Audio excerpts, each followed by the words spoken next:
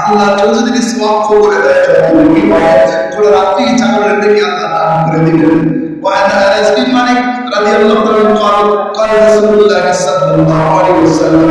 من صلى الغداة بجماعة ثم قال يذكر الله حتى تطلع الشمس ثم صلى ركعتين كانت كعصر حجة وعمرة تامة تامة রাসূল বলেন ফজরের নামাজ যারা জামাত আদায় করবে এরপরে বেলা 12 পর্যন্ত আধা ঘন্টা অপেক্ষা করবে সুবহানাল্লাহ আলহামদুলিল্লাহ আস্তাগফিরুল্লাহ দরুদ শরীফ করবে কোরআন তেলাওয়াত করবে জিকির আজকার করবে বেলা উঠে যাওয়ার পরে দুই রাকাত নামাজ আদায় করবে আল্লাহ রাসূল বলেন একটা ওমরা হজ আর কবুল সওয়াব দান করবে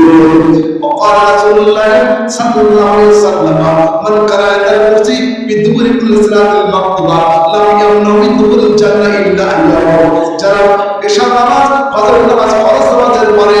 একদম উচিত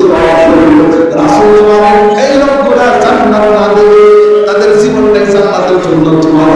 মৃত্যুর সময় জান্নাত দেখতে ইন্তেকাল করবে সুবহানাল্লাহ